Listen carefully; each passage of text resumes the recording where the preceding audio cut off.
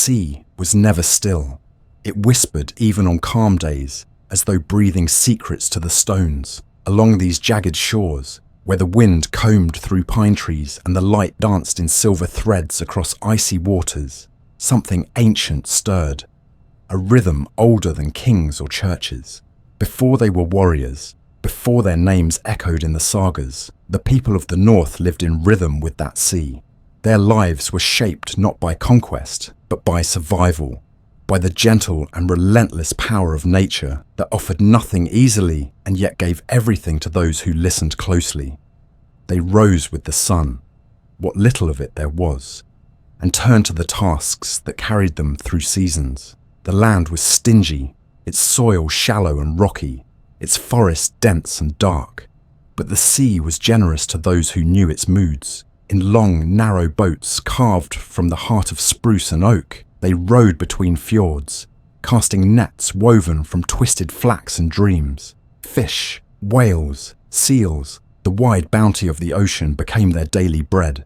In the evenings, they salted their catch, dried their gear, and shared stories in smoky longhouses, the firelight flickering on firs and wood beams blackened by years of flame. These early people, quiet, clever, patient, spoke a language shaped by the elements. A single word could mean wind or fate or hunger, depending on how it was used. They wore wool dyed in the colours of the earth, muted greens, deep browns, iron greys. Iron itself was a treasure, smelted from bog ore and beaten into tools that lasted generations. In the darker months, they carved, sang, and watched the stars shift in the sky, following patterns only they understood. Their gods were not distant. They lived in the trees and streams, in the thunder and the flame.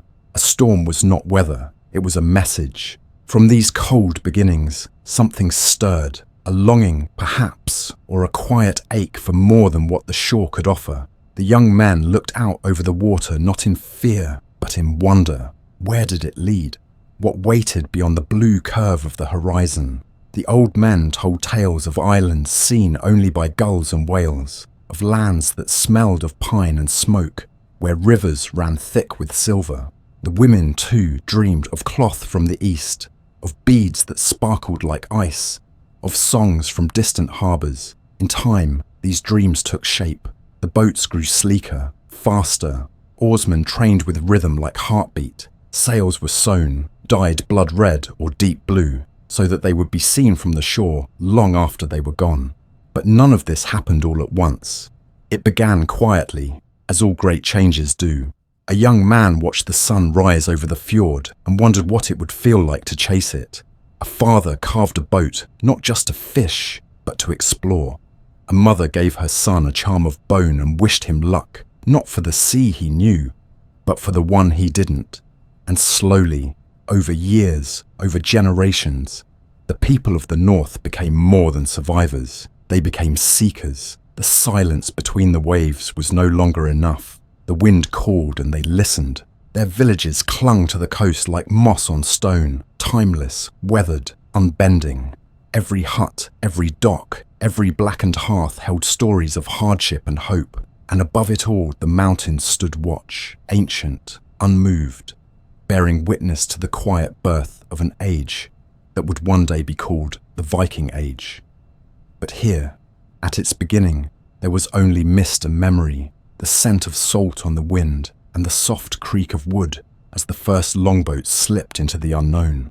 Death was not the end. It was a journey, and like all journeys in the north, it began with a ship. Across the windswept coasts and forested valleys of early Scandinavia, the people believed that the soul, like the sea, must keep moving. When the time came for someone to pass beyond the world of the living, they were not lowered into a simple grave. They were given a vessel, sometimes carved from wood, sometimes traced in stone upon the ground, so they could sail into the next life with dignity. It was not merely a burial, it was a departure. A ship burial was a sacred event, often prepared for weeks, sometimes months. The boat itself, whether an actual seafaring vessel or a symbolic outline of stones, was shaped with care. Every line of the hull, every board or boulder, Every nail and knot was more than craftsmanship. It was belief made visible. The ship was oriented toward the horizon, toward the unknown, as though it might lift from the earth at any moment and drift into the mists. And within it, lay gently like a traveller ready for sleep, was the body of the departed, wrapped in woven cloth, surrounded by tokens of their life. Men were buried with weapons, swords polished to mirror brightness, spears tall and sharp, shields painted in the colours of their clan, axes, belts, drinking horns, tools of wood and bone, all placed around them like a familiar song. Women too were honoured. Their graves held brooches shaped like suns, keys that once opened storerooms of food and treasure, beads in blues and greens from distant lands, combs and bowls, charms of silver. Some burials held both man and woman side by side, wrapped in a silence deeper than death, joined in purpose or in blood. There were richer burials too, mounds rising from the earth like frozen waves. Beneath them lay entire ships, grand in size, their keels nestled into the earth like seeds. One such grave held an old woman, nearly 80 years of age, buried with a sledge and a cart carved with curling animals. She had once ruled a great household, perhaps even lands. Next to her was a younger woman, possibly a servant, possibly more, who had followed her into the next world. Their ship, later unearthed by time and soil, had been sealed so tightly by the blue clay of the mound that even the fabrics had survived, their patterns still whispering of a lifelong past. Every item in a burial had meaning. A gaming board might suggest the pleasures of the hall, a scale and weights, the dealings of trade. Dogs were laid beside their masters, birds with their mistresses, as if to say, no one should face the unknown alone. Horses too were offered, sleek animals, their manes still braided when the earth took them, as though ready to gallop on ghost roads beneath strange stars. Sometimes the ships were burned, the flames rising into the sky as smoke carried the soul upward, leaving behind only the charred bones and twisted nails in the earth. Fire was transformation. The ashes mixed with soil, and the spirit moved on. Even in older times, before the full rise of the Viking world, these burial traditions were practiced. On wind-beaten islands and quiet inland hills, ship-shaped stone settings stretched across the ground like sleeping vessels. Some graves contained only cremated remains, blackened bone beneath mounds of soil, a reminder that not all journeys left a visible trail. Yet even then, the stones were arranged with purpose, pointing toward water or sky, as though navigation was needed even in death. These rituals were more than custom. They were acts of connection between the living and the dead, between land and sea, between time past and time yet to come. To bury someone in a ship was to say, you mattered, your story continues. Wherever you are going, you go in strength, with honor, with memory. The ship was not just a tool for travel. It was a symbol of identity, freedom and faith, and so they built them, over and over. Some with tools passed from father to son, some with new methods learned through trade and experience. Each plank fitted by hand, each rivet hammered with precision. The last journey demanded no less care than the first. And when the work was done, when the ship was ready and the offerings complete, the mourners stood silent in the grass, eyes on the horizon. They spoke little. The wind carried enough words. Then the earth took the ship, or the fire, and the soul, so they believed, began its voyage across strange seas, toward the realms of ancestors and gods, toward halls where warriors feasted and wise women wove the fates of men, toward a place where the stars never dimmed and the sound of the waves was never far. In the end, all that remained was the mound, the stones, the silence, and the memory of a life that had sailed bravely into the unknown. The scent of smoke and salt was everywhere. It clung to skin, soaked into wool, and drifted through the long valleys like a memory no one could name. Fires crackled in the hearths of longhouses, warming hands calloused by ropes and oars. Outside, the wind tugged at thatched roofs and scattered the gulls that circled like restless spirits over the grey sea. This was the north in its quiet before the storm, the villages huddled low beneath mountains and sky, and the people, calm, patient, silent, were changing. Something deep within them had begun to stir. They were still fishermen, still traders, still farmers. But not only that, they had begun to move differently. Their eyes had shifted from the land to the sea, and in their hearts a new hunger had been lit. It was not a hunger for blood, not yet. It was a hunger for knowing, for what lay beyond the familiar shores, for the next inlet, the next island, the shape of distant lands whispered about in the songs of traders and the tales of wanderers. The sea was no longer just a road, it was a calling, it was possibility. And for those who answered it, the world opened. The boats they had once used for fishing were growing leaner, longer, more suited for speed. They could slice through waves with ease, glide into rivers, slip unnoticed through the mists. These were not warships yet, but they were no longer only tools of survival. They were instruments of exploration, of ambition, of becoming. No one called them Vikings yet. That word would come later, shaped by fear and legend. For now, they were simply men of the sea. They sailed to the islands off their coasts, then to the shores of their neighbours, and beyond. They brought with them furs, iron, amber, things shaped by their land. And they returned with glass beads, finely worked metal, strange animals, stories of people who prayed to gods unlike their own. These early voyages weren't about conquest. They were about knowledge. They were a test. Could the sea be crossed again? Could it be survived? What waited on the far side? Along the coasts of what is now Finland, Estonia, and the northern lands of the Slavs, their presence began to be felt. Not with fire and sword, but with trade, negotiation, and the occasional sharp reminder of their skill in battle. They weren't invaders. They were guests, sometimes feared, sometimes welcomed. They followed the old routes, the ones used by others before them, but they moved with new purpose. The rivers of the east became familiar paths. The ports of the south grew accustomed to their accents. Their reputation began to stretch further than their sails could yet reach. Back home, these early adventurers returned with wealth and wonder. They told of wide rivers that flowed like veins through endless forests, of cities made of stone, of silks that shimmered like water, and coins that gleamed like fire. Their words lit fires in the minds of others, and the rhythm of the north began to shift again. Sons who once expected to inherit fishing nets and ploughs now dreamt of ships and silver. Daughters wore beads from distant lands and sang songs with foreign names. Even the old began to believe that the sea, which had always sustained them, might now carry them towards something greater than mere survival.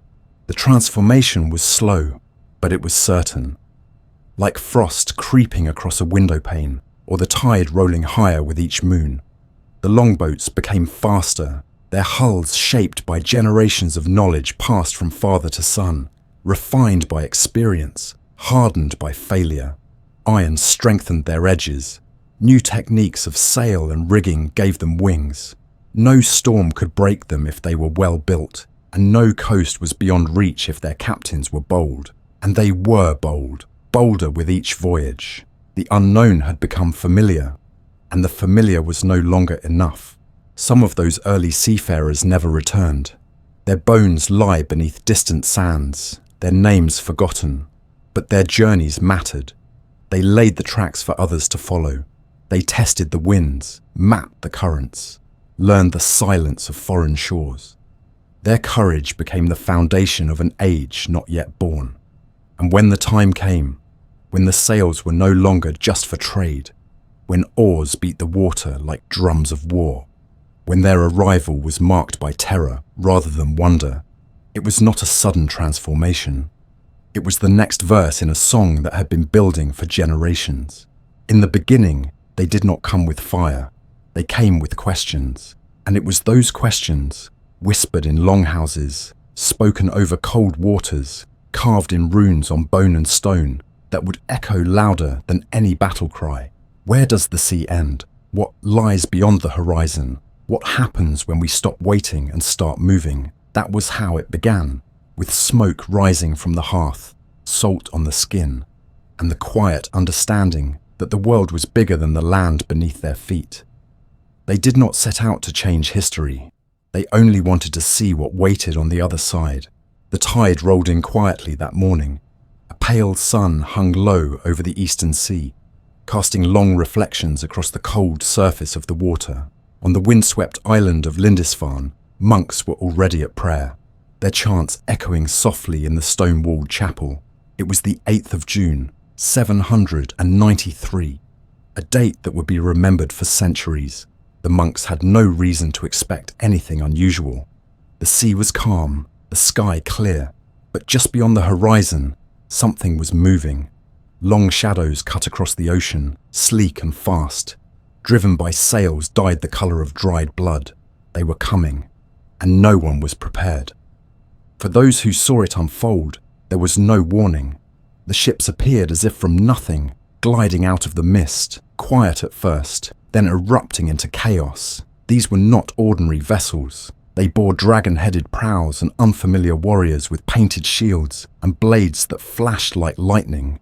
The attackers moved quickly, with terrifying efficiency. They leapt from their boats, weapons in hand, and fell upon the unarmed monastery with fury and precision. Sacred relics were taken, altars overturned, the walls smeared with blood. The monks, caught between prayer and panic, stood no chance. Those who resisted died where they knelt. Others were dragged screaming to the ships, chained and weeping. The assault was swift. Within hours, Lindisfarne had been reduced from a place of holiness to a memory scorched into the minds of survivors. The attack shocked the Christian world. Monasteries, thought to be sanctuaries, suddenly seemed vulnerable. If God's peace could not protect Lindisfarne, what hope was there for anywhere else?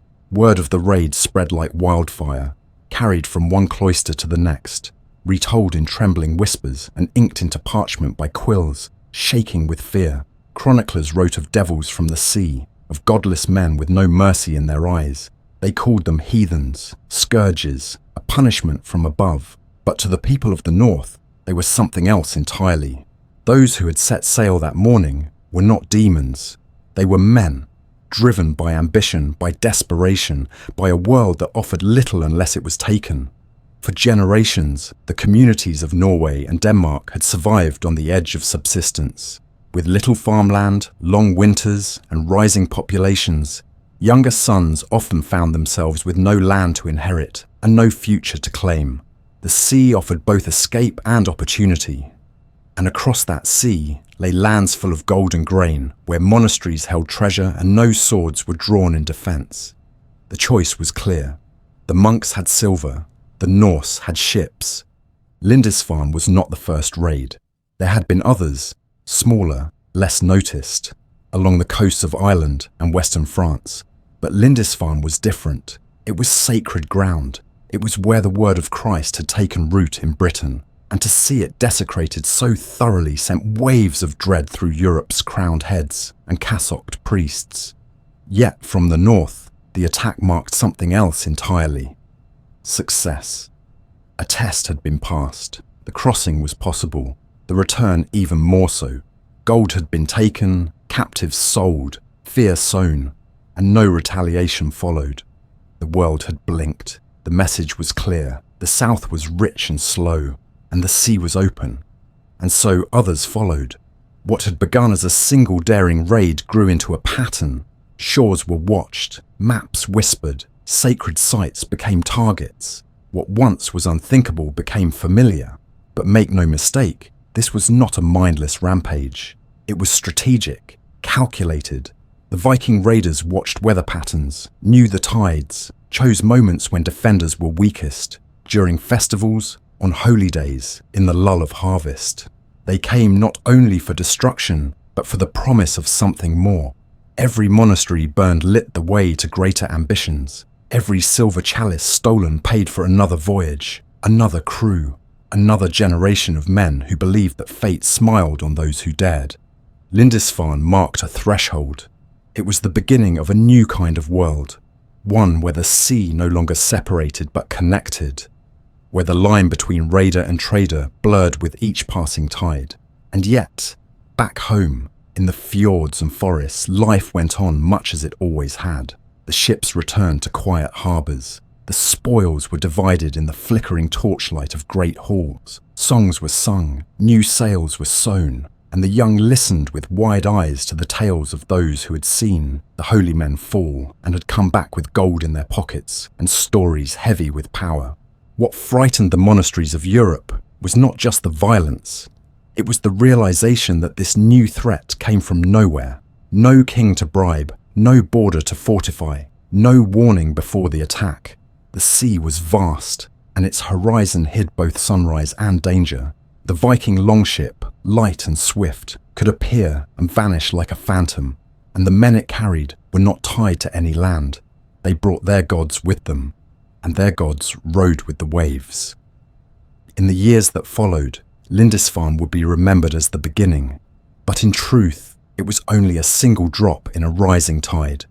The Norse had tested the boundaries and found them wanting. The raid was not the end of their story. It was the spark. From that moment onward, history would be shaped by the hiss of waves beneath curved hulls, by the clash of iron against stone, by the echo of footsteps where no enemy had ever stood before. Europe had been warned, the North had awakened, and the sea, once a border, had become a road. The rivers did not fear them. They welcomed the long, slender ships with open arms, pulling them deeper and deeper into the heart of unknown lands. Where the sea met the soil, the Norsemen went ashore, but where rivers cut like veins through the continent, they followed, drawn not by conquest alone, but by the weight of silver and the scent of opportunity. The West had monasteries and gold, but the East held mysteries older than their gods and markets untouched by their sails. In the still waters of Eastern Europe, the Vikings discovered not just new lands to raid, but entire worlds to trade, to learn from, to reshape. Long before their names were carved in the stones of foreign churches, the Norse had quietly begun their journey east. They sailed up the Gulf of Finland and entered the cold, winding waters of the Neva. From there, they found Lake Ladoga, a dark, wind-brushed inland sea, and beyond it, the network of rivers that stitched together the lands we now call Russia. These were not coastal raids. These were deliberate paths, chosen with care. They carried with them furs and iron, whetstones and amber, and bartered for silks, spices, glass beads, and silver coins struck with Arabic script. Every oarstroke took them further from home, but closer to something even greater than plunder, power. In these lands of deep forests and endless steppes, they encountered the Slavs, the Balts, the Finno-Ugric tribes, people with their own gods, their own rhythms, their own understanding of the land. The Norse did not always fight them. Often, they stayed. They built settlements at natural crossroads where river met river.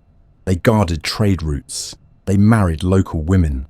In time, they were no longer just visitors or invaders. They became rulers, founders, bridge builders between north and south, between frost and sun. The Slavic chronicles would one day call them the Rus. In Staraya Ladoga, their presence is etched into the earth itself. Archaeologists would later find Scandinavian-style houses buried beneath centuries of soil, their walls still dark with soot from ancient hearths, wooden objects carved with runes, weights and scales used in trade, tools worn smooth by hands long turned to dust. The oldest finds date back to the 8th century. Before the West had learned to fear the Vikings, they had already come east, and they had not merely passed through, they had stayed. The route they carved would become one of the most vital arteries in the medieval world. From the Baltic Sea, their ships floated south on the Volkhov, then to Lake Ilmen, then onto the Lovett and down to the Dnieper. The journey was long, the land harsh. There were portages, places where the river's rage or shallowness forced them to carry their ships across the earth. But they did it. They pulled their vessels over land with ropes and logs, muscles straining, spirits unbroken.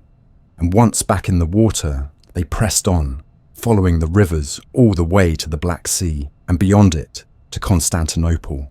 There, at the gates of the greatest city in the world, they did not just raid, they traded. They stood in markets alongside Arab merchants and Byzantine nobles. They offered walrus ivory, furs thick with the frost of the north. Slaves taken from the lands between. In return, they received coins stamped with crosses and crescents, silks the colour of fire, wine aged in the heat of the sun. The Byzantines called them Varangians, and some were invited into the emperor's personal guard. Their axes, once feared, became shields for the very heart of an empire. But not all their journeys were peaceful. There were battles, ambushes, betrayals. The rivers were full of risk. Raiders from the steppes could strike at any moment. The Rus had to be warriors and diplomats, traders and tacticians. They built fortresses of timber along the banks. They learned the languages of the people they ruled. They inscribed runes alongside Slavic and Greek letters. And when they died, they were buried in boat-shaped graves far from the fjords of their birth, under mounds that watched over silent rivers and remembered the songs of the north. The East was never an afterthought. It was not a side chapter. It was a foundation. The Norse who went east were not the reckless few. They were leaders of ambition, men who saw not just gold, but futures. The wealth of the East poured back into Scandinavia. Arab silver coins filled burial sites in Sweden. Beads from the Caspian Sea adorned the graves of Norse women. Swords of Eastern origin were found in longhouses thousands of miles from where they were forged, and even those who never sailed the rivers still drank from cups that crossed them. In time, they would found Novgorod, then Kiev, cities born not only of conquest but of connection, kingdoms that blended Norse blood with Slavic earth. The stories of these eastern ventures were not sung as loudly as those of raids in Britain or France, but they endured. Passed down in quiet traditions, in trade records, in the stones of churches built far from Scandinavian soil. The East was not a direction, it was a destiny, a reminder that the Viking spirit was not bound to the sword but to the journey. They came not just with fury, but with vision, and the rivers, unlike the walls of the West, did not resist them. They opened, like old friends, and carried them forward. In the shadow of every longhouse, beside the clamour of sword and shield, there was another power, quiet, steady, and often overlooked. While sagas shouted the names of kings and raiders, there were those whose strength came not from the battlefield, but from the hearth, the loom, the ledger, and the law. These were the women of the North. They did not need crowns to rule, nor swords to command respect. They carried keys, and that alone told a story. For in a Viking household, to hold the keys was to hold the authority over food, wealth, kin, and decision. In a world often remembered for its raiders, the truth is more complex. Behind every ship that sailed, there was a woman who managed the land it launched from, who ensured that the hall stayed warm and the farm stayed fed.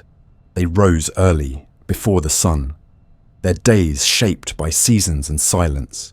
They wove the threads that clothed their families, spun flax with fingers that bore the memory of ancestors, and carved runes into wood and bone for love, luck, or warning.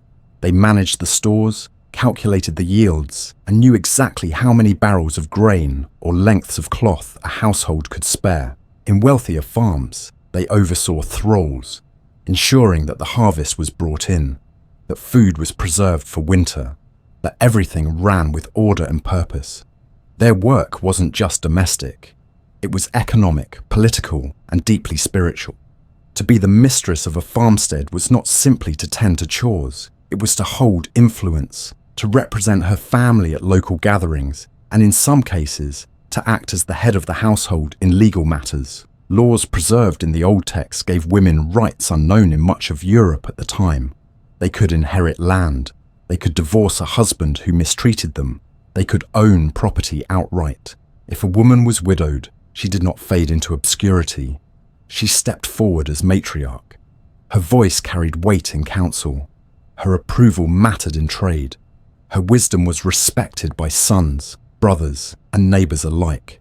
Graves tell part of this story. In burial mounds across Scandinavia, archaeologists have uncovered final resting places, not just of warriors, but of powerful women. laid to rest with rings of bronze and silver, brooches shaped like animals or the sun, pendants, combs, beads from the Far East, and household tools made not with utility in mind, but status. These were not mere homemakers. These were landowners, ritual leaders, and merchants in their own right. In some graves, the bodies are accompanied by carts and sledges, symbols of wealth and travel, and in rare cases, weapons. Were they warriors or symbols of protection?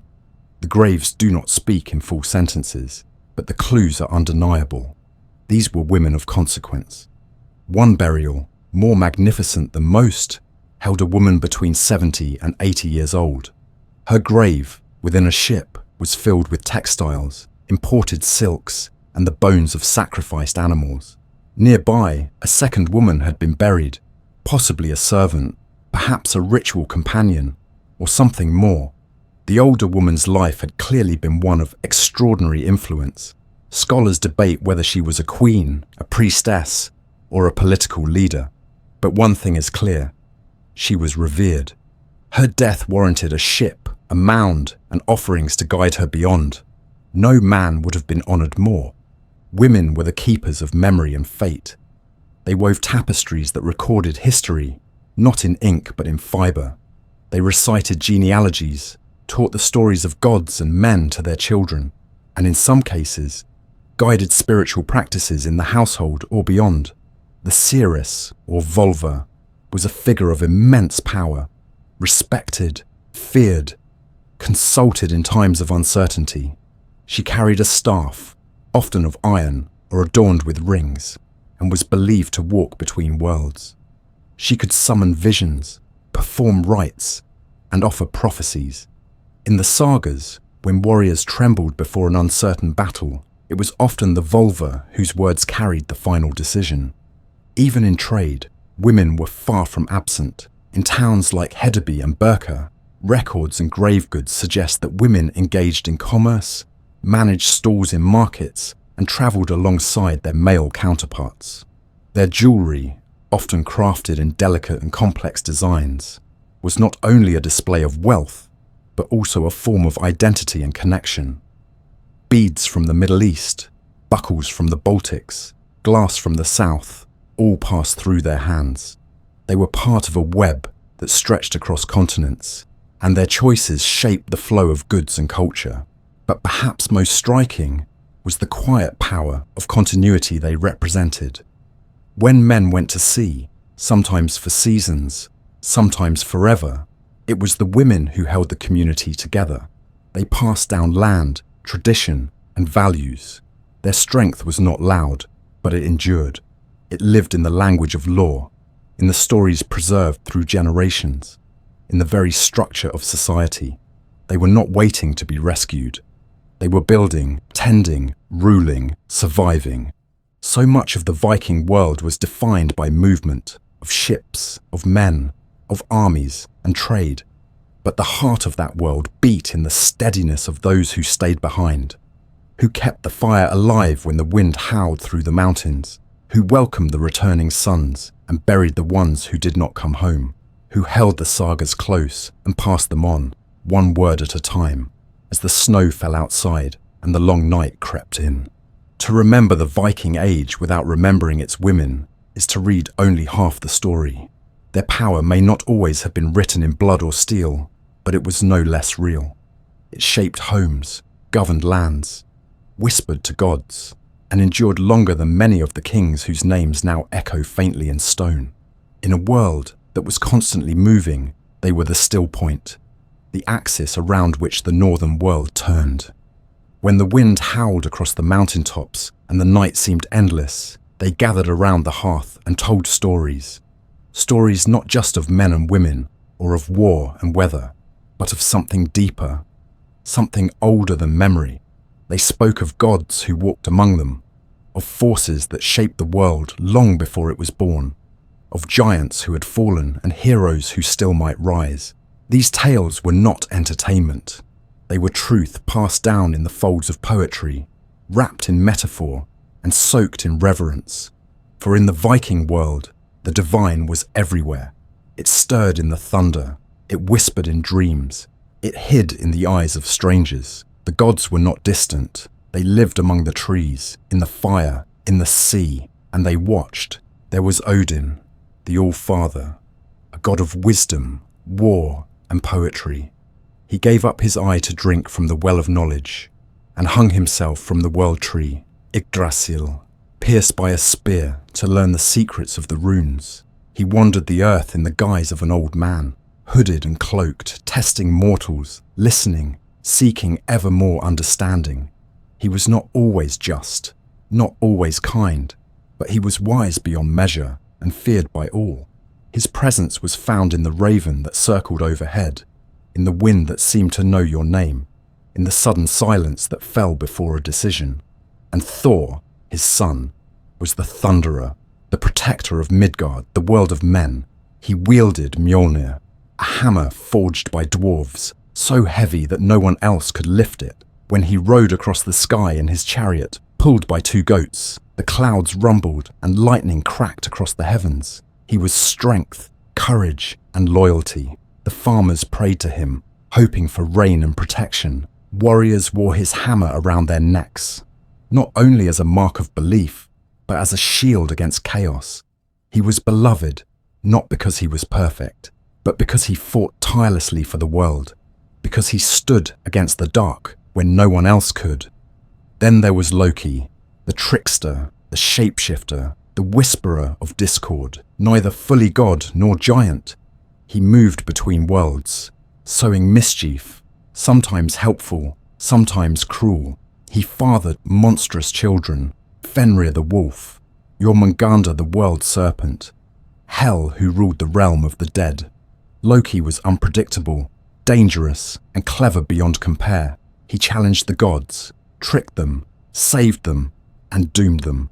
His story is woven into theirs like shadow to flame, always present, always shifting. He is the reminder that not all threats come with swords. Some wear smiles, and Freya, radiant and fierce, goddess of love, beauty, war, and Seder, the ancient magic of fate weaving.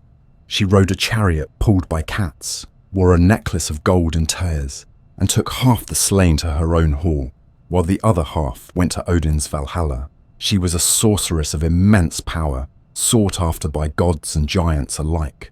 Her weeping for her lost husband could turn the sky to gold. She taught Cedar to the gods, and perhaps to mortal women as well. Those who practiced this deep, mysterious magic could glimpse the threads of destiny, speak with spirits, and bend fortune, though at great risk.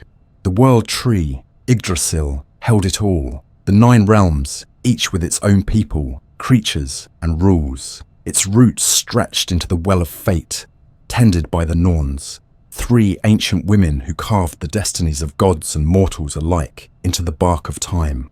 Its branches reached into Asgard, home of the gods, into Midgard, the world of men, and into darker places too.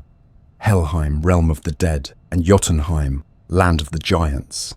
It was not a symbol. It was the framework of everything, its leaves rustling with prophecy, its roots dripping with secrets too ancient to be spoken aloud. The stories told by firelight were not just about gods. They were maps of meaning. They explained why the sun set, why the seasons turned, why some battles ended in glory and others in silence. They taught that honor mattered more than life, that fate was both a burden and a guide, that the world would one day end in fire and ice, but still it must be lived in with courage. Ragnarok was coming, not as punishment, but as inevitability. The gods themselves would fall. Thor would kill the serpent but die from its venom. Odin would face the wolf, and the wolf would devour him. The sun would go dark, the stars would vanish, but from the ashes, a new world would rise, green and silent, washed clean. 2 humans would survive, hidden in the trunk of Yggdrasil, and life would begin again. These stories shaped how they saw the world. They carved runes for protection or insight, believing that words held power if shaped correctly. They left offerings at sacred groves, threw weapons into lakes, built altars from stone. Some wore charms to ward off evil. Others whispered spells into the wind before setting sail. In times of sickness, childbirth, or battle, they turned not to chance, but to the old rituals. The ones passed down from grandmothers and wandering seers. Magic, like the gods, was neither wholly good nor evil. It was a force. It could heal or harm, bless or curse. And those who knew how to use it were respected, sometimes feared, but never ignored. Even as Christianity began to spread, even as crosses were carved into stones that once bore only runes, the old ways endured. In secret corners of farms, in mountain valleys untouched by kings, the stories remained. Freya's name was still spoken over fields. Thor's hammer was still carved into doorposts. Odin's wisdom still haunted dreams. And for those who remembered, who still lit fires in the cold, dark months and looked to the sky for signs, the gods had not vanished. They had only gone quiet, waiting for the world to call them back. To the people of the north, the divine was not a distant throne above the clouds. It was the pulse in the earth, the voice in the storm, the feeling in your bones when the air shifts and something ancient stirs just beyond sight. The gods walked with them, not because they were perfect, but because they were real, flawed, powerful, terrifying, and beautiful. They were reflections of the people who worshipped them. And their stories were not just remembered, they were lived every day, in every choice, every oath, every breath. Before a sword was lifted, before a prayer was whispered to the gods, before a single footfall touched foreign soil, there was always the ship. It was the beginning of every journey, and the last thing to vanish beyond the horizon. The Viking ship was more than a vessel. It was an extension of the people who built it, a symbol of freedom, of defiance, of possibility. Every curve of the hull, every groove in the keel, every hand-forged nail told a story. It moved like a creature, born not just of wood and iron, but of the wind and will of those who rode it. In a time when most people feared the sea, the Norse carved their lives into it. The process of building a longship began long before the first tree was felled. The right wood had to be found, oak for strength, pine for flexibility, birch for details. Trees were chosen carefully, often from sacred groves, cut at certain times of the year, and with ritual precision. Every builder understood the spirit of the material. The timber wasn't simply harvested, it was communed with. As the ship took shape, its lines were not drawn on parchment but felt through experience, passed down by generations of shipwrights whose eyes knew the shape of the sea. No two ships were exactly alike, but all shared the same soul, sleek, shallow-drafted, fast. The keels were long and narrow, allowing them to glide across open waters and slip silently into rivers. The hulls curved upward at the bow and stern, rising like beasts ready to leap. The planks were overlapped and riveted in a technique known as clinker building, which gave strength and flexibility, allowing the vessel to bend with the waves, rather than break against them. The oar holes were evenly spaced, each a station of rhythm and endurance, where rowers sat shoulder to shoulder, muscles burning, hearts aligned with the pulse of the sea. Above them rose the mast, holding sails that were often dyed deep hues, red, ochre, dark blue. When those sails caught the wind, the ships flew across the water, faster than anything the medieval world had ever seen. Even without wind, the rowers could push them with astonishing speed. This blend of design and determination made the longship an unmatched instrument of mobility. It wasn't only built for battle, it was made for versatility, for crossing oceans, navigating shallow streams, and even being dragged across land when needed. It was a tool of war, yes, but also of trade, exploration, migration, and myth. When one approached by sea, the first thing seen was often the ship's prow, carved into the shape of dragons, serpents, wolves, or beasts unknown. These weren't only decorations, they were warnings. They were intended to frighten enemies and ward off spirits. In some regions, these figureheads were removed when returning home, out of respect for local landwaits, the unseen guardians of the shore.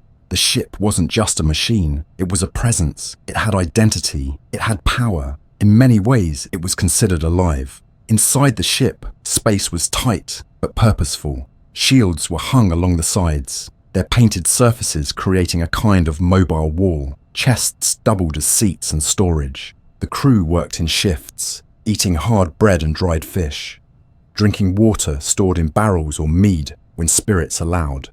There was no privacy. Every man had his place, and every man knew the role he played, whether steering with the great side-mounted rudder, trimming the sail, or rowing in perfect unison through storm or silence. These ships weren't just tools of the strong. They were the reason the Vikings became known far beyond their borders. Without them, there would be no raids on England, no settlements in Iceland or Greenland, no journey to the shores of North America centuries before Columbus. Without them, the rivers of Russia would have been impassable, the gates of Constantinople unreachable.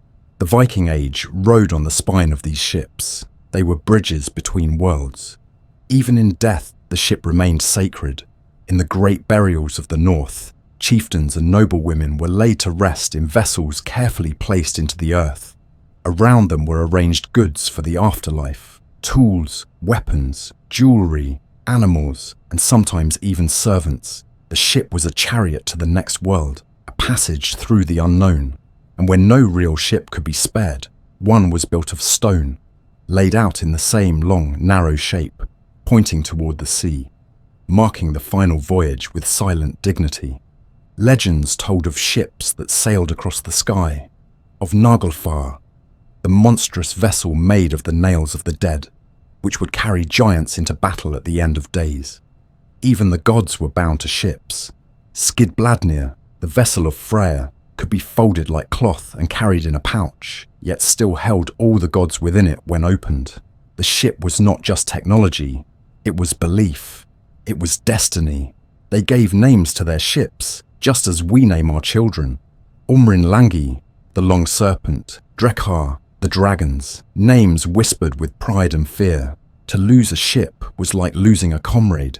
To see it burned in the water was to watch part of one's soul dissolve into the waves. Yet to launch a new one was a moment of triumph, of promise. Men stood at the shore, hands on ropes, hearts full of fire, as the hull slipped into the water for the first time and the sea took it in. No other culture of their time matched the intimacy the Norse had with their vessels. They didn't just ride the sea, they knew it, they danced with it, and their ships were the shoes upon which that dance took place. Long after the Viking Age faded, the image of the longship remained, carved into stone, etched into memory, reimagined in saga and song. A silhouette on the horizon, a shadow in the mist, a shape that once struck fear, now stirring only awe. In every board and beam, in every line drawn from keel to prow, there was purpose. These were not tools of chaos, they were expressions of balance, of form meeting function, of dreams made wood and iron. And as long as one of them floated, no coast was safe, no shore too distant, no world too far. For as long as the longship moved, the story continued, and the sea was never quiet again. The horizon was never enough. Once their sails had tasted the salt winds, once their keels had cut through waves unknown, something shifted forever in the hearts of the Northmen. They were bound by no maps, contained by no boundaries. And after they'd crossed familiar waters, after they had seen Britain, Ireland, and the rivers of Europe, a restless hunger stirred again. To the west lay seas without end, whispers of lands hidden by fog and legend. It was said in old tales that beyond the setting sun, there were islands of ice and fire, shores that no eye had seen, valleys untouched by human footsteps. To most, these were myths, stories to be told beside a fire, not taken seriously. But for the Norse, myths were invitations, legends were paths. So they sailed westward into the face of storms, chasing something just beyond their reach, always just beyond the horizon. The first stop was Iceland, a place born of fire and ice, where volcanoes breathed steam and glaciers glistened beneath the moon. They came not just as warriors, but as settlers, families sailing into uncertainty, seeking a life beyond kings and conflict. Iceland was harsh, beautiful, and empty. Here was land, free and vast, ready to be shaped by those who had the courage to claim it. They named it Ireland, the land of ice. A name meant to ward off the timid, a trick played on those who might follow. But those who stayed found something precious: freedom. They built farms of turf and stone, cultivated barley, raised sheep, cattle, and horses. They gathered in great assemblies called Althing, creating a form of law where every free voice was heard, where disputes were settled not by a king's decree, but by consensus, argument, and honour. Iceland became not just a new land, but a new way of living. Yet even Iceland could not hold them forever. Stories soon reached settlers of other shores further west, places glimpsed by ships blown off course, lands where trees grew thick and game ran plentiful. Greenland was next, colder, wilder, but rich in promise. Led by Eric the Red, a man exiled from Iceland for violence, settlers sailed to these icy shores. Greenland, he called it, a hopeful name to tempt settlers, a name designed to lure the brave. And they came, following Eric across seas that crackled with ice, where whales breached in waters untouched by human vessels. They built settlements along fjords, sheltered from storms, surviving on seals, walrus ivory, caribou, and the small plots of pasture land they managed to carve from the tundra. Life was harsh, perilous, and yet strangely fulfilling. They traded ivory and furs with Europe, building connections that stretched impossibly far, bridging continents long before others would dream such journeys were possible. And still, the horizon beckoned. Leif Erikson, son of Eric the Red, heard stories from a sailor named Bjarni who had seen strange shores beyond Greenland, lands of dense forests, rolling hills, and vines heavy with wild grapes. Leif's curiosity burned bright, and he could not resist the call. He gathered men and ships, sailing westward, guided by stars and intuition. They passed islands where glaciers groaned into the sea, where cliffs rose dark and forbidding, and finally reached a land Leif named Vinland, land of vines, a green and gentle place where wild grapes hung thick and sweet. It was lush, welcoming, full of timber, fish, and game, unlike anything they had known. Here they built temporary settlements, cutting timber, trading cautiously with the indigenous peoples, whom they called Skraelings, strangers who watched them warily from the woods. The Vinland settlement was a fragile experiment, brief yet profound. It was a place where two vastly different worlds first touched, a fleeting encounter filled with curiosity, caution, and eventual conflict. These early Norse explorers did not stay long, but their footprints marked the first known arrival of Europeans on North American shores, centuries before Columbus or Cabot. Yet Vinland proved too distant, too isolated, and perhaps too dangerous for sustained settlement. Hostilities with the native peoples, harsh winters, and the overwhelming distance from home eventually forced them to abandon their dreams of a Western paradise. The stories, however, lived on in sagas, told again and again, tales of daring voyages, strange peoples, and abundant lands waiting just beyond the known world. Back in Greenland and Iceland, these stories stirred imagination and longing, but practical reality set in. Survival demanded focus, the nurturing of communities, the maintenance of connections to the homeland. Greenland thrived for generations, trading its precious ivory and furs, but as the climate shifted colder, life grew harder. Ice began to close off routes back to Iceland and Norway, storms increased, winters lengthened, and slowly the settlements began to shrink. The people adapted, struggled, fought against the relentless cold. Over time, the Greenland Norse faded into mystery, leaving behind ruins, scattered graves, and unanswered questions, a silent testament to their courage and their isolation. Iceland, meanwhile, survived. It became a unique cradle of Norse culture, where old ways mingled with new ideas. Sagas were composed and recited, stories of heroic ancestors who sailed beyond the edge of the world, tales of gods and giants, of honour and revenge. Here, in isolated farms and valleys, people lived free of kings, bound instead by tradition, law and kinship. They preserved a way of life long after the rest of Scandinavia had transformed under Christian kings. Iceland became a place of memory, a living museum of Viking tradition, language and law, a place where the old world refused to fully fade away. Yet those Western voyages remained legendary. Even as Europe moved into a new era, whispers of lands beyond the Western seas never died completely.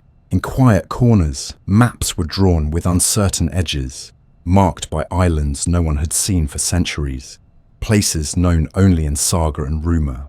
The Norse voyages became myth, remembered dimly, doubted, and yet compelling enough to fuel dreams centuries later, when Europe finally turned its attention westward again. The Vikings had planted seeds of exploration, curiosity, ambition, and a belief that no horizon was truly the end. They proved something vital, that oceans were not barriers, but highways, that beyond fear and uncertainty lay discovery. They sailed not merely to conquer, but because they could not bear the thought of never knowing what lay beyond. They lived on the edge of the world, and from that edge, they reached further than anyone imagined possible. Even in retreat, even in failure, they succeeded, because they forever changed humanity's understanding of what was possible. In the end, their greatest legacy was not treasure or territory. It was a mindset, the belief that the world was never finished, never closed.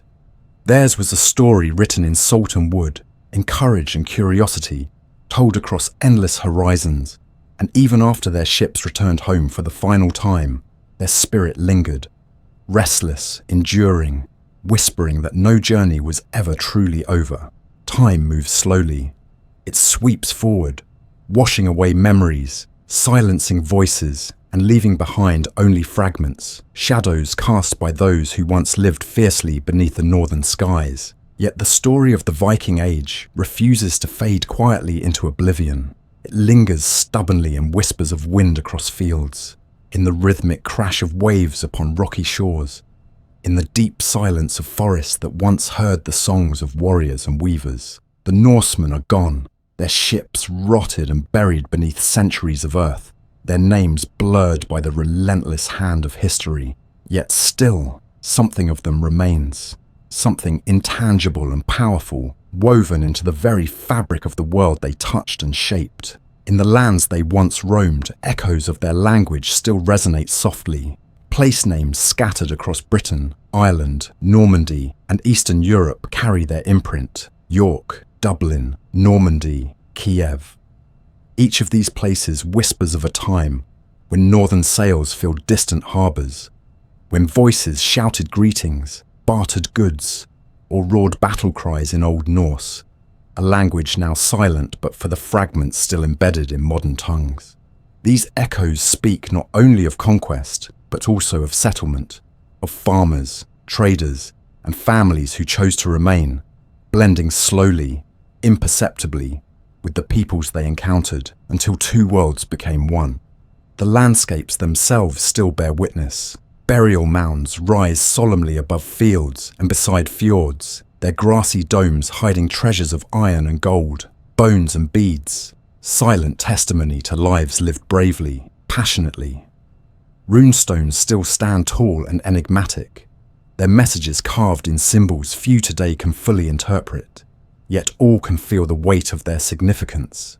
Wooden halls have long since vanished, replaced by stone churches or humble farmsteads. Yet the foundations remain, faint lines in the earth, outlines traced by those who built lives here. Raised families told stories beneath winter skies illuminated only by firelight and stars.